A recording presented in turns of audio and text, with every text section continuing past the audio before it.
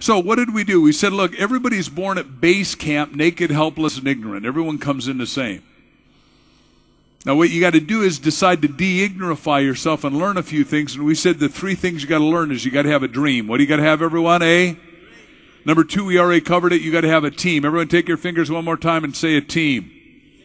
Now you want a team of high-performance people that have lots of ambition, lots of desire, that are white-hot, hungry to make it, and then you want to create multiple streams of income. If you only have one stream of income, it's okay to start, but you ultimately want to be impervious to the economy, because economies always have hiccups. Sooner or later, one way or another, Jim Rohn says, if you don't expect night to follow day, you're not paying attention. So every economy has to pulsate, because there's no straight lines in the universe, there's only wave propagation. So what you want to do is have multiple streams of income, and we'll show you what that looks like. Now there's two routes. You can take the long route and the short route. Which route do you want? Everyone say both. One more time. Everyone say? Long route is compound interest. We're going to show how you can save a little and end up with a whole lot. Short route is compound leverage, starting with vision and then making sure you got a mentor, and then you got to have a team, and then you got to have a system which says save yourself time, energy, and money. And then you've got to have the tools and the technology, and then you deal with the infinite system. You need both, so you've got a total safety valve. Here's what the short one looks like.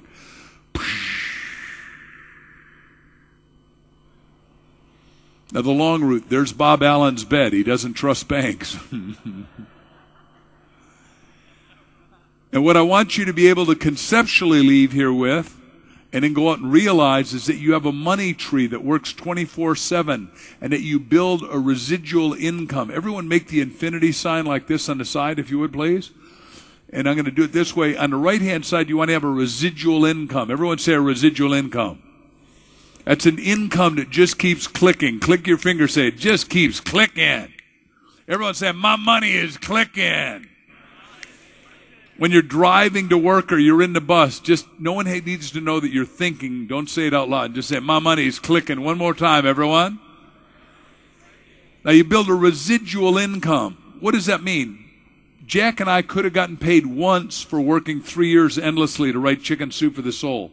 Instead, just on the books, we've been paid 144 million times. That's a residual royalty again and again and again. I don't want you to get paid once. I want you to get paid again and again and again. How many times I want you to get paid? Now, we did the infinity sign. On the left-hand side, you want residual philanthropy. Every one of you has some need or some cause or some issue. And you want to set up your philanthropy so it's residual, and you build a legacy that lasts after you're long gone. And it keeps serving some need that you believe in. And you want a little money tree that goes... Everyone make that sound if you would, please. Keep doing it just for a second. A residual income, keep doing it until I tell you to stop, is while you're sleeping, money is being made. While I'm sleeping back in the United States, which is 16 hours different than here, you all are buying my books in Asia. You'd think it'd keep me awake. But we're talking about having little $100 bills just fall off the tree, making that little sound all night long. Now, there are 38 forms of residual income. One of which is book royalties. One of which is rent royalty, or rent roll, they call it. You've got a lot of different names for it. One of which is invention. One of which is intrapreneurship, which means that you have an idea, you go to a business, you get them to sign a DBA. Anyhow, they sign so they can't steal your idea. One example is Arthur Fry had the idea of Post-its. So you could put it in and it wouldn't take the ink off of a page. He sold the idea to his company, 3M, and out of 88,000 products, little Post-its makes $100 million a year. He gets 1%, and he doesn't have to do anything. That's $1 million a year every year in his mailbox, automatically, just clicking. Is that good or is that good? That is. It just is wonderful that you can do all this. Now, if you got one of your $2 bills, pull it out, please. Everyone quickly pull out one of your bills and write on it. If a smaller denomination is easier to understand, but write on it, I'm so happy I'm saving this one. Because saving, you all know, is the key, and you all are masters at it. But if you save in the U.S. economy equivalently, you can figure this out. If you save $1 a day, or a $1 a day, over a lifetime it adds up to 66. In 66 years, it adds up to $25,000. You only got 3 functions of money. You got the amount of money, the time that it durates, and the rate of interest. However, look at this. At 10%, $1 a day turns into $2,750,000. Everyone whistle. A little louder, one more time. So everyone could become a millionaire by just saving one measly dollar a day and getting 10% interest. On the tapes I'm going to encourage you to take home from me, we teach 20 ways to legally and honestly and ethically get 20% in your money, which turns into $1 billion in one human lifetime. Now, this is a picture of Edward Deming. He's a guy who couldn't get accepted in America, went to Japan, made Toyota from the littlest car company in the world to the biggest car company with Lexus, which is maybe the finest car in the world. And what he says is that 94% of failure is not people failure, but system failure. Everyone say system failure. What I want to do is make sure you leave here with my system, because if you have my system, it works when you work it, and you can't miss if you work with this. So I want to make sure you got it. And we say, look, there's 4 basic ways to do it, and I've made millions in each one of these. You can make money, millions in the internet, obviously. I mean, when we decided to use the internet to do the 1 Minute Millionaire, we sent out 3 million emails. And at 6 o'clock when Amazon came on, we were 89,000. By 10 o'clock, we were at 750, at which time Amazon melted down. Now, this is October 17, 2002. And before that, Jeff Bezos, head of Amazon, said nobody can buy more than we can sell. And then he calls us up and said, what do you guys do? By 3 o'clock, we were number 1, and we were number 1 on Amazon for the next month. And we became number 1 on Wall Street Journal, and ultimately number 1 New York Times, fiction, nonfiction. And I want to teach you how to do that. Marketing. There's only 2 functions that make money in any business: marketing and innovation. I'm going to show you how marketing works with the 2 of them. Real estate. The basis of most wealth historically in the world is real estate. And Asia, your real estate is explosively growing right now. Let me just do a parenthesis, though. I've been asked a lot on the interview shows about real estate, and in every one of you, if you wanted to, can buy in America our tax lien certificates, where you buy a piece of real estate that somebody didn't pay their taxes on. Now you say, well, why would somebody not pay their taxes? Well, people don't pay their taxes because they didn't have a will and the husband and wife die and they had no heirs, whatever. There's 27 reasons why they don't buy a piece of real estate. They don't pay their taxes. And so you go to first position. In January, online, I bought 230 pieces of property for basically nothing. I bought a $4.5 million house for $15,000 in Scottsdale, Arizona. Now, the good news is I want to teach you how to do it. The greater news is you all are allowed to do it. You can do it online. We allow foreigners to buy American soil. We need your money. Is that good or is that good?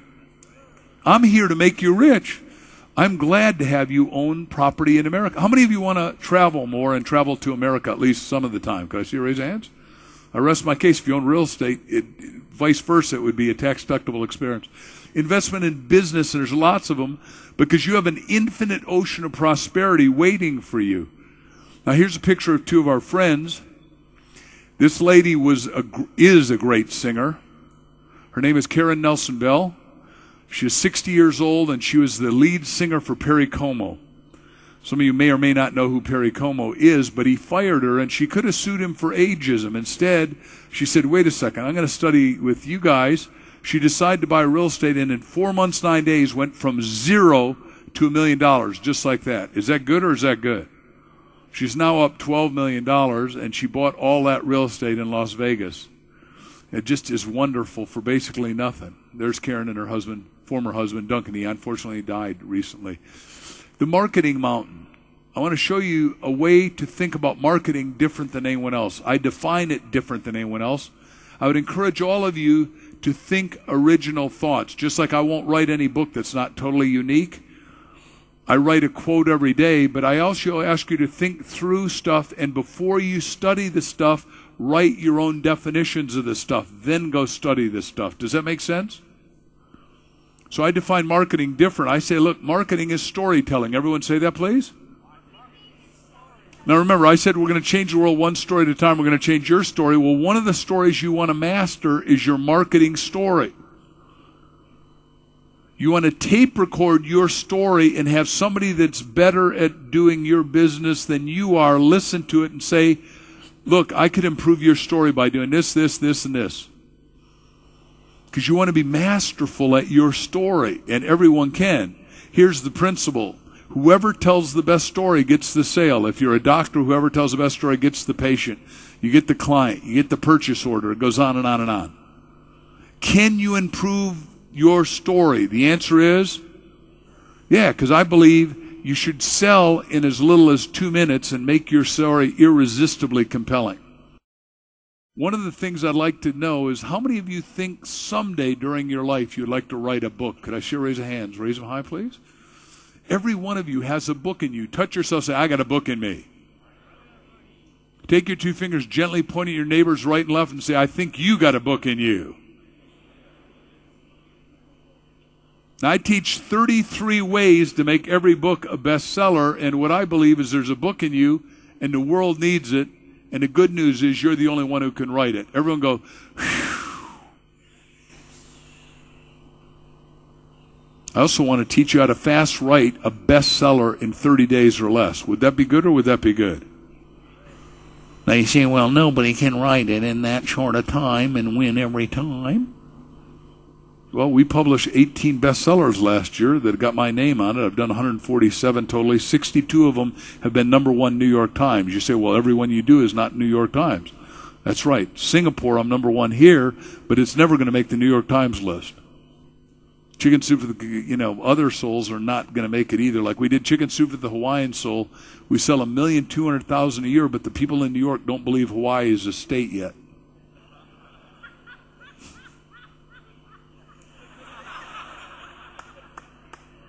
When they wouldn't put us on the list and I was out selling everyone, I called up the lady at New York Times and I said, forgive me, but I'm selling more books numerically, both in bookstores and club stores, and you're not putting us on the list. What's the story? She says, you, sir, are a multi-authored book. I said, you got the Bible in there, and it's got 66 authors. She says, you're on the list. Now, you say, well, can somebody make money writing? This is a little lady who's written a book called Harry Potter. She had a tragic story happen. She's on a train. The story came to her. She drew up pictures, sort of like Andrew did this morning, of the next 7 books that she was going to do. She is now richer than the Queen Mom. She's the first writer to become a billionaire. Now you say, well, that doesn't affect me. Yes, it does. Here's why. First guy to run a 4-minute mile is named Roger Bannister. The next week, 119 people did it. Once somebody breaks through, back to what I said, ask, believe, and receive, it changes the belief. It changes the belief. The middle 3 letters of the word believe are L-I-E, and you're either lying yourself up or lying yourself down. If you lie yourself up, you say, I can do it, before you do it. Right? Every little kid says, Mom and Dad are walking. Everybody in my place is walking. I think I'm going to learn to walk. So you believe it long enough, and then you achieve it. If you lie yourself down, you say, I can't do it, I'm not good enough. So here, shake off I'm not good enough. And all of us have I'm not good enough in us somewhere. We're all good enough. And what she did is she showed that those of us in writing can break through and do 1 billion. Now, if one person can do it, can all of us do it? The answer is, if you really want to. If you have white-hot desire. If you want to have rockets of desire. Now, you say, well, if I were to write a book, what kind of place could I do it? Well, I could do it on health and fitness. And I hope all of you exercise every day aerobically and then anaerobically, and then do stretching and then other stuff. Financial success, well, that's what this seminar is about. which I want all of you to become net worth millionaires ultimately. Love and relationships. You got spirituality and enlightenment. My partner Jack is the dean of self-esteem. You've got sexual fulfillment. Think of the homework. You got beauty, desirability, personal attractiveness. You got entertainment and humor. And you've all got a great sense of humor. And it's a good idea to laugh. Here's part of my little infopreneurial empire. Infopreneurial means information empire, and I suggest the 21st century is going to be the age of information, and you can do all these great ways of making millions and millions of dollars if you're just awake. Everyone say, I'm awake. By the way, awake is such a cool idea because I'm going to show you this twice, but we got a brand new video that is now selling faster than The Secret, and I'm the lead guy in it. It's about Think and Grow Rich. It's called Millionaire Awaken Your Secret, inspired by the book of Think and Grow Rich by Napoleon Hill. It is absolutely marvelous. You will like it, and it'll be part of the package that we offer to you. Fair enough? Say yes. It's not available in your country yet, but it will be. What else can you do? One of the 38 ways I teach to become fabulously wealthy is you got to learn to license yourself. Just like David Bowie licensed himself and took out $50 million against his future earnings, we're setting it up so a lot of you can take out licenses on your future earnings. But just real quick, with Chicken Soup, we were on 50 million Diet Coke cases. Now, it took us 5 years to get the deal. And we sold enough books to get 15,000 kids back to residual philanthropy into boys and girls clubs. With Campbell's Soup, we're on 600 million Campbell's Soup cans. And when you opened the label and it unfolded like an accordion, it had our stories, and then that went to a charity. It's amazing. I took our books to #1. All it takes is one idea. Hold up one finger and say one idea. Point at your forehead and say, I got great ideas in here. One more time, say, I got $1 million ideas in here. Now touch your neighbor's forehead right and left and say, you got $1 million ideas in there. And you want to license it. Well, let me just talk about licensing one more lick. I read Steven Spielberg's book. It said he made $800 million on E.T. and he made $1.5 billion on licensing of E.T. I said to Jack, I'm going to use the law of attraction. We're going into licensing. Within the next few days, we started getting licenses coming like crazy because my cliche is what you think about comes about. One of our licenses, which you'd never expect, is we did Chicken Soup at the Pet Lover's Soul. At every veterinarian's office, my little daughter's becoming a vet, at every veterinarian's office, they sell our dog food called Chicken Soup for the Soul dog food. We sell and make $2 million profit gross a month, of which we get 15%. So Jack gets 7.5% and I get 7.5% every month. Now, do I make the dog food go like this? Do I package it? Do I wrap it? Do I hustle it? Do I do anything? No. They just send me checks. Is that good or is that good? Remember, though, the reason I want you to take home all the stuff I got is that I'm holding up a mirror that says, look, these are all the ways to do it. I promise you one of these 38 ways is going to make you $1 million. It's going to make it almost instantly. Because making a lot of money is easy. Making a little money is hard. When you make a little money, you're a job slave. And a job means it's an acronym. It means you are just over broke. Whereas what I want you to have is a real MBA, not a master's of business administration, and that's a good degree to have. I want you to have a millionaire's bank account. Everyone say, I accept.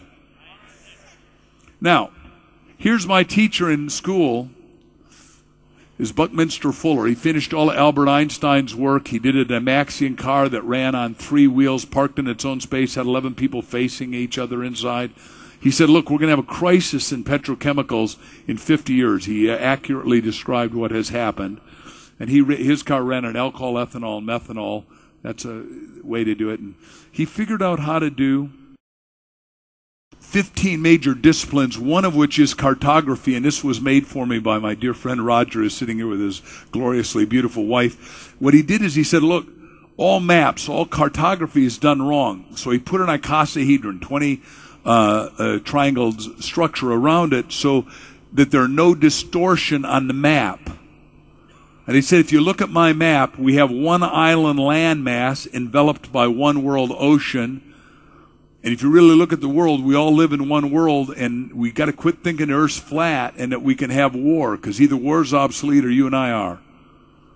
We all need to work together. We all need to do business together. We all need to be in this little spaceship together, and we need to solve little problems like global warming. And the only way to end war is fundamental abundance, which Roger and I are working together, and we're dedicated to ending poverty before 2020. And I'd love to do it by 2014 if we could. Would that be good or would that be good? That would be awesome. Give that lady a round of applause if you would, please.